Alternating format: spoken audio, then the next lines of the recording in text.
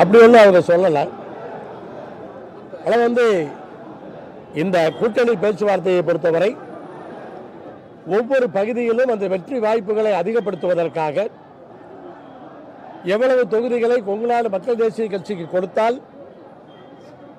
கொங்கு மண்டலத்திலே நம்முடைய வெற்றி வாய்ப்புகள் அதிகமாகும் என்பதையெல்லாம் ஆலோசித்து அவர்கள் முடிவுகளை எடுப்பார்கள்.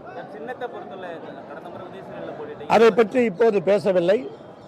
முதலிலே எண்ணிக்கை முடிவான பின்னால் தான் அதை பற்றிய பேச்சுக்கள் இருக்கும். தேர்தல் வழக்கு நான் போடலையே, வழக்கு நான் போடல. தேர்தல் ஆணையத்திலே நாங்கள் அப்பீல் செய்திருக்கிறோம். தேர்தல் ஆணையத்தின் தரப்பிலிருந்து எங்களிடம் விசாரணை செய்திருக்கிறார்கள். அந்த முடிவுகளுக்காக காத்திருக்கிறோம். நாங்கள் நீதிமன்றத்திற்கு செல்லவில்லை. தேர்தல் ஆணையத்திலும் நாம் அப்பீல் செய்ய முடியும். அதை பயன்படுத்தி அப்பீல் செய்திருக்கிறோம், விசாரணை செய்திருக்கிறார்கள்.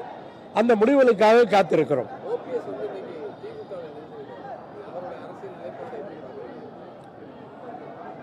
திராவிட முன்னேற்ற கழகத்தினுடைய கூட்டணிக்கு இன்றைக்கு அவர் வலிமை சேர்த்திருக்கிறார்.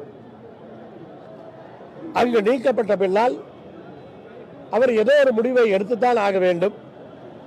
அரசியலை செய்யாமல் அவர் இருக்க முடியாது. அதே சமயத்திலே எங்கு சேர்ந்தால் வெற்றி பெற முடியும் என்பதை முடிவு செய்து இன்றைக்கு திராவிட முன்னேற்ற கழகத்திலே தன்னை இணைத்துக் கொண்டிருக்கிறார். திராவிட முன்னேற்ற கழகத்திலே பலரும் தங்களை இணைத்துக் கொள்வதும் எல்லோரும் கூட்டணியிலே இங்கே சேர்வதும் எந்த கூட்டணி வெற்றி பெறும் என்பதை அவரவர் கணித்திருக்கிறார்கள் என்பதை புரிந்து கொள்ள முடிகிறது.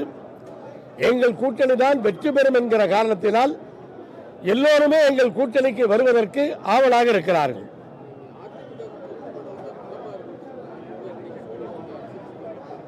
வருகின்ற தேர்தல் வேற மாதிரி இருக்கும்.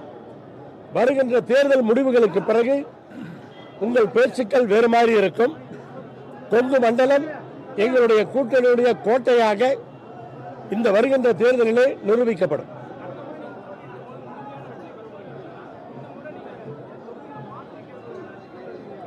இந்த முறை நாங்கள் எத்தனை தொகுதிகளில் போட்டியிட்டாலும் அத்தனை தொகுதிகளிலும் வெற்றி பெறுவோம். எந்தெந்த தொகுதிகள் என்பதெல்லாம் எண்ணிக்கை முடிவான பின்னால் அந்த குழுவோடு அமர்ந்து பேசுவோம். அதுவெல்லாம் இப்ப நம்ம சொல்ல முடியாதுல்ல, அது குழுவோடு அமர்ந்து பேசுவோம்.